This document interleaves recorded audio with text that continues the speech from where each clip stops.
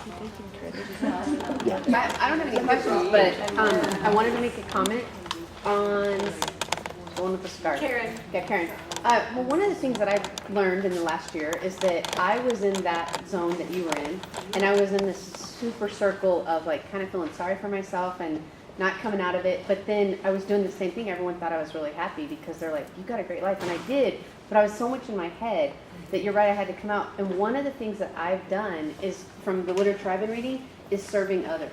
So it's huge.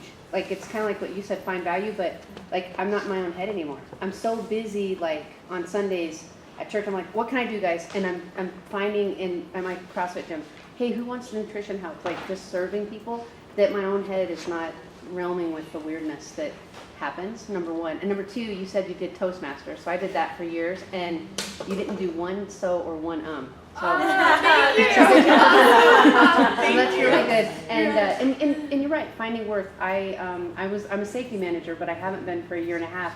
I've been an at-home mom, and trying to find worth in that, you guys, is so hard. And so having this, I think it was perfect that you were part of the speaker with the wellness. But then talking to the wellness people, like, this is stuff we hear, but to have it from 4 people from 4 different sectors and all of you guys talking, it was really good. It was a good reminder for me today to go, stop being crazy. I don't know if anybody else is that way, but first thing I saw Maddie, and I'm like, okay, so what do you think about the Whole30? I'm going to be doing that. And like, that's the first thing I attack her with when I see her. And I'm like, why am I not asking her how her day is and how's life? Instead, I'm crazy. So it's a good way to just say, slow down, enjoy life, and let it all come. So anyway, that was just my comment. Yeah, great. Thank you. Yeah. I have so I hope I can express myself so that everyone kind of understands my confusion and want for guidance. But we want to be healthy, and we want to lose weight, but we're also trying to be happy. And I struggle a lot with what they call fat acceptance, where it's like we're trying to accept our bodies for whatever weight we are and having that confidence. But I struggle with it because when you're overweight or obese, you're in a zone of unhealthiness where you're diabetic, you have heart conditions. I work in the hospital where I've carried a number of limbs because people have had their feet amputated because of diabetes. This is a question for everyone and a conversation for everyone. Where do we support each other in quitting a cycle of just F it, I'm accepting myself, I'm beautiful, but at the same time they're severely unhealthy? Where do we support each other in that and trying to find happiness, but also knowing that being that unhealthy isn't a good thing? Sure. Yeah, absolutely. So, from my perspective and what I've had to help myself with and teach others too, is that if I feel bad about who I am and I don't want to look at that or feel that, I tend to stuff it and don't look at it, and I can become unhealthy. One of the ways that showed up in my own life was I would eat a lot, and not healthy foods, but a lot of sugar to stuff those feelings so I didn't have to look at them. So for me, and what I help people with, especially when they're dealing with health issues, it's not saying, oh, screw it, I accept myself exactly as I am. If they're unhealthy and they do need to lose some weight, it's understanding how can I also look at the unconscious feelings I have about myself and work through those. Because if I lose all the weight, but I still feel bad about who I am and have negative feelings, I'll probably start the cycle again. And all of that doesn't go away. So I think it's that multi-directional approach and helping people not just lose the weight and start to eat healthy, but also uncover how do you feel bad about yourself that might be leading you to be unhealthy and gain weight. I know for me, goals, I love and hate them, I'll be honest with you. Generally, common client, I want to lose 20 pounds. I want to get to that 15% body fat. I want to do this. I want to get into that size 8. I want to wear the whatever Lulu pants are common next season. And I don't like those goals. They're not goals. They're not feasible for a lot of us. Because then we get in that cycle, and instead of saying I want to lose 20 pounds, I'm like, okay, how about this? We'll focus on hydration. Your goal for the next 2 weeks to 4 weeks is going to be drinking 3 of these a day. All right? What do you think of that? Is that obtainable? Because then when they're 6 months in and they're not losing 20 pounds, but they're sure as hell drinking 60 ounces of water, or 100 ounces of water, it's a success. And I feel like it changes the mindset and their approach to themselves a little bit more, because then they start to have confidence in, hey, I just met that goal, that mini goal. I usually call them, of course I'm blanking right now. Sorry, all my blood is in my stomach right now because I just had that amazing meal. I'm not even done with it yet. But I try to set them up for mini goals, because I feel like that sets them up a little bit more success-wise and gets them out of that cycle, at least for me and what works with my clients. The other thing too is it's kind of go hand in hand with what I talked about during my talk with gratitude. I'm huge with gratitude. I'm sure some of my friends are just like, shut up already, Jen. But we do have a lot to be grateful in our life. And I actually have a lot of my clients write themselves a love letter to their body, because I want them to realize what their body can do for them every day. From the moment that their feet hit the ground, even before that, they woke up.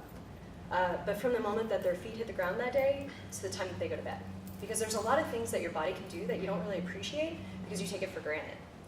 And maybe that's just for me because my mom has MS, so she has limited abilities in terms of movement. So again, the whole gratitude thing really comes forward for me. And I think when clients they get really unharmful, I will admit, some of them hate writing that letter to themselves, but it really makes such a difference for them, especially if they do have a history of binge eating, generally speaking. So. And I think we've all kind of touched on this, but and I think that Summit has done this so beautifully. Food is phenomenal, but so often we hook onto it as the only thing that's going to fix. It's like, oh, if you fix this diet, then you're going to lose all the weight. And then when we find that we can't because we haven't done the mental work, because some degrees sometimes weight can be very safe, we fail at the diet, and then it's whatever. And then also losing weight isn't a good enough why. That's not a good enough, solid enough reason to do anything, let alone make a profound shift in how we walk around in the world.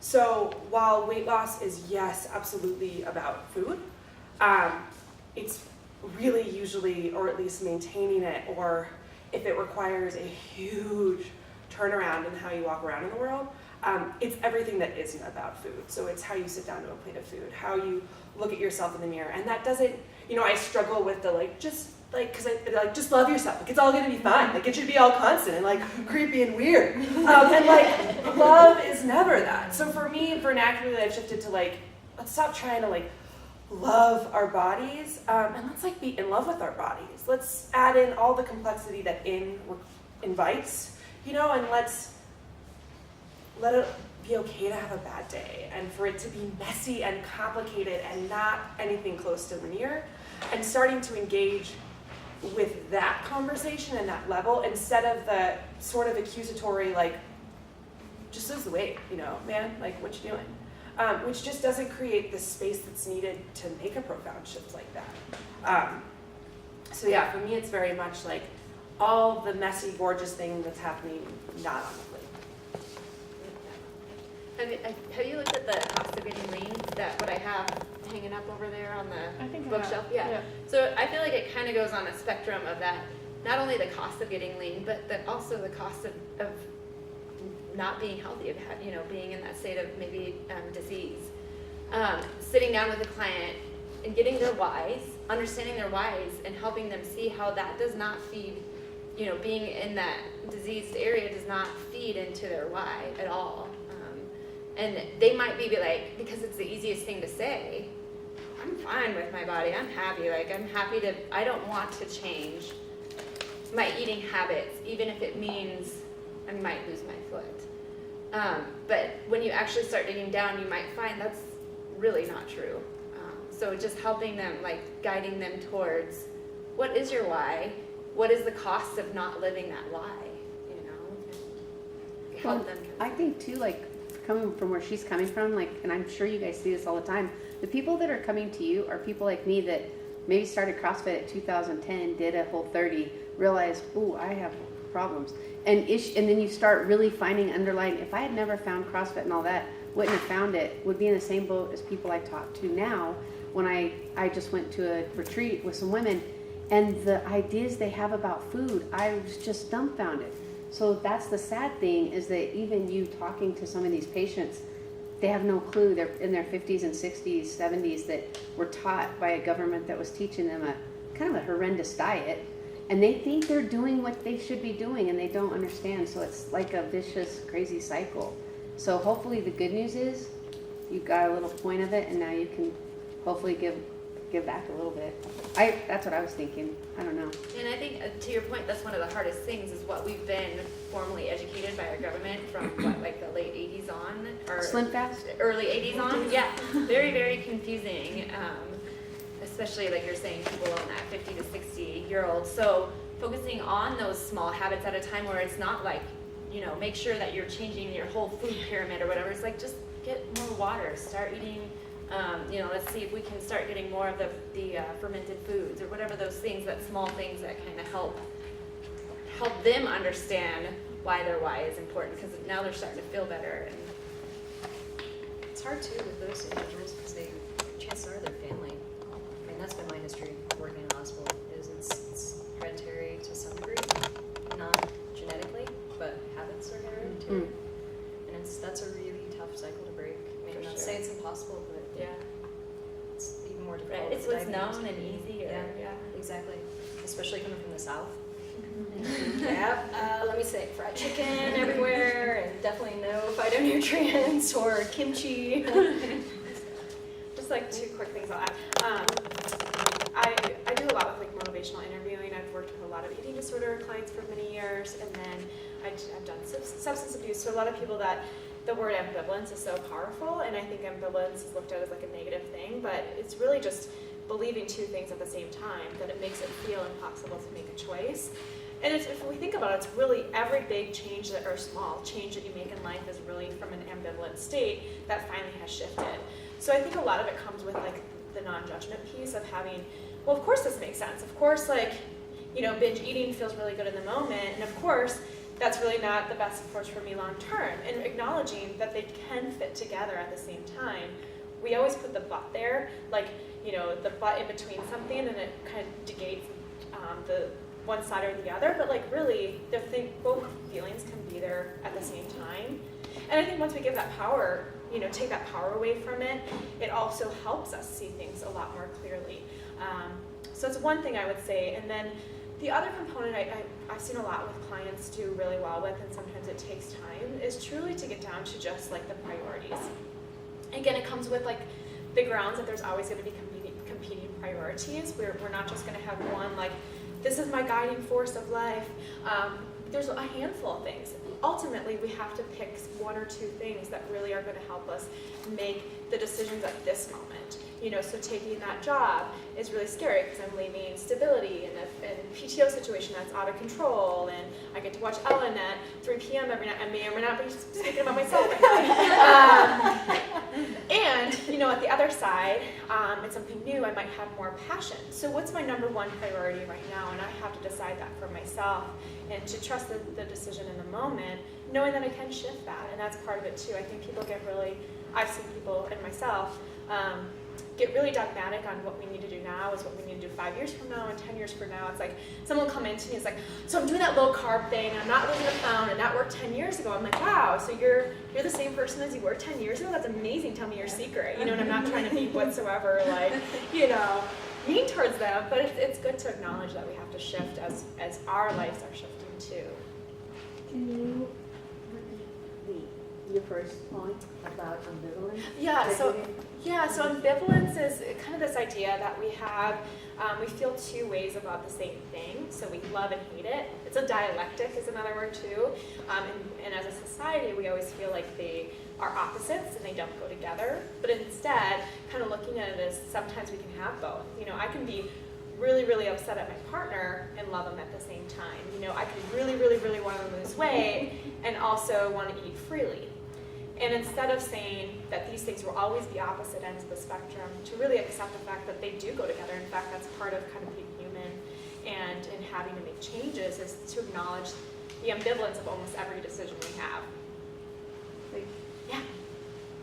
I've always found that to be a powerful question. It's like, so you want to be able to sleep in and you also want to be able to exercise. Like, now that you know you want both, is there space anywhere around that you can fit that in? You know, you can make that fall into place. Any other thoughts that you guys want to share? I have a question. Yes. Okay, so I mean, everyone knows in here that I'm a college kid because I brag about it. People think CrossFitters brag about CrossFit, and so right, like I'm always in this like kind of confused state. I guess it's for all of you because I'm trying to work out, but I'm trying to like go to work, and I'm trying to go to school, and I'm trying to eat right, and I can afford nothing, and so I'm like. And then like I kind of get like I unfortunately can't work out here. I have to work out at a gym in Greeley, and it's like not as intense or anything. And so when I'm talking to my trainer, she's like, "Well, you need to prioritize your workouts." I'm like, "Okay." And then it's like, "Well, then you need to prioritize your food." And it's like, "Okay, well, then it's like I have to prioritize my school because I try to get the hell out of there." And then I'm like trying to prioritize my work because I got to make money. And so it's like I don't know where to start. Because there were times where like I had to skip a meal to go to a class, or I had to skip a meal to go to work. And so like I kind of get confused on like where to prioritize, like where should I like really like focus on it and be like, okay, let me move on to this now. Let me move on to this now. So like should I start prioritizing like my food more, or like my mental health more, or like exercising? Like where do you guys think I should just start right there? All of it, all at once. Yeah.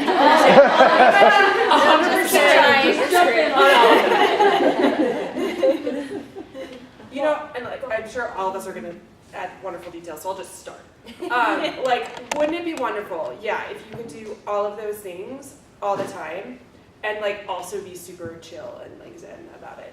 That would be. Like everyone right now, like everyone's not healthy. I mean, nobody's healthy in college. Like everyone's either relying on their metabolism, so you either have it or you don't. And maybe this isn't like the greatest of answers, but I also so believe that like. We have rhythms in our lives too, and right now your life is kind of bananas. You have 800 different things, and so yeah, wouldn't it be great if you could do all of those? But you can't.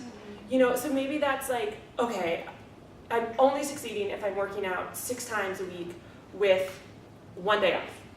That's probably just not feasible for you. So like, okay, maybe let's move 3 days a week. Let's move 2 days a week. How many days a week can I move? Let's do that, And then, oh my gosh, and kind of it's like when you go on vacation, like you're not gonna eat clean 3 meals a day because that's boring, So it's like, oh, what I'm gonna do? Like, I'm gonna have this kick-ass breakfast, and then I'm gonna go enjoy my day because I've also set myself up really beautifully with that breakfast. And so it's also finding like in this rhythm, in this time of your life, like what makes you feel full and happy and satisfied. Like seek after that, like it's your freaking job because it is. And then see where everything else falls. And that doesn't mean that you're like not doing enough and that you're not working hard enough and that you're not like the most perfect, because you're not the most perfect person ever, because that's boring, And so it's also just allowing yourself to be human and be alive and be in college. Because like, oh my God, that is a disastrously fun time in your life. Where you're gonna look back and be like, yeah, some of those things like, and I think of like my nutrition in college. Was that on point? No, sometimes I miss. I promise. Like I want like a white bagel with like an inch of cream cheese and like another inch of strawberry jelly. But that's okay. Like life is long. We forget that too. Like we hear like life is short. Like go in, all in or all out. Like go big or go home. Life is long, and even if it's not. It is far too long to not wake up and enjoy what you're doing every day, So like, for me, that's been a big shift in my life. Just be like, life is long. Give yourself time and space to like be a human and be a college student. Yeah. Sorry, that was longer than I expected. Great. What she said. Yeah, what she said. But then give yourself forgiveness too. Oh, yeah. If you miss like 1 or 2 workouts that week, yep, the earth is still rotating. I had to check, because that was actually a perfect example for me last week. I missed like 3 workouts, which is unheard of for me. And and I'm approaching 40, and for me to work out, What? Yeah, I know, trust me, I actually kept checking my resting heart rate, I'm like, yep, that's going to crap. But no, it's true, just give yourself forgiveness, and like she says, it's not gonna be perfect. Yeah. Go through those seasons, it's okay. And Enjoy acknowledging college. your choices, like Yeah. I find myself like where I feel guilty and most unsettled is usually when I fall into a choice rather than just like embrace it, if that makes sense. And trust me, it's not gonna get easier either. I hate to break it to you. It's like, okay, so like Friday nights, for example, and like a long week, I work so much, and it's like, okay, I need self-care time, I need to clean the house, I need to see I need to socialize, I need to do business planning things, and it feels overwhelming, right? I mean, all of those are priorities in my life, and instead, what sometimes happens is I just won't get anything done because I'm so overwhelmed by the decision. But the nights that I really just consciously make a choice and be like, wow, that was awesome. Like, I can pick the next choice, tomorrow. I really just feel settled in it. And it makes me, like, pick something and trust it rather than feeling like there's a right or wrong. Like, is sleeping more important than eating? Is eating more important than working out? Because it's also going to be kind of shifting. One day it might be more important for you, like, you know what, I think that workouts are going to be really energizing for the day. I'm going to set my alarm a little bit more early than normal. It's going to start my day off right. I'm going to just feel more ready to perform in that test I have. And then the next day, it's going to be like, you know what, I think that sleep's actually going to serve me. Today I'm going to have my recovery day. And it's just this conscious decision that feels a lot different than like falling into the chaos. At least for me. I think also taking one day at a time, and don't worry about the past. Don't worry about the future. Focus on that day. What's at hand, and what people were saying. Be joyful. Be thankful for what you have at the moment.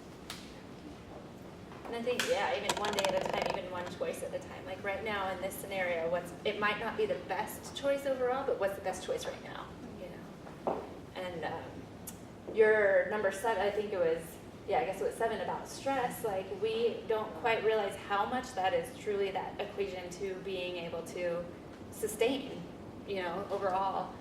Whether it's the goal of losing weight or just being able to get through college or whatever, like if you take care of that piece as much as you're able to, like it's just kind of settle into embracing that choice versus trying to chase them always. I'm a big chaser. I'll admit it. Thank you. Have fun. Heck yeah. Disaster. Make some bad choices. Yeah. Sorry. Yeah. It's true. I know, approaching 21, so we're going to see what's going on. Enjoy your Whole new first evaluation. First drink. I have like a statement. Love statements. Yeah. So there's a guy in Colorado that trains Olympians, and contrary to popular belief, it's not because of the altitude in Colorado, it's because of our quality protein sources. And Whole Foods is one of the places that actually stocks yak and ostrich. And they stock grass-fed beef. Natural grocery. Are you talking now? Whole No, Foods I'm and talking that's about you guys. I'm sorry. Yeah. I always I don't know Whole Foods stores yak, but I think they do. I always mix them up. I'm sorry. Whole Foods has the cake, natural grocery.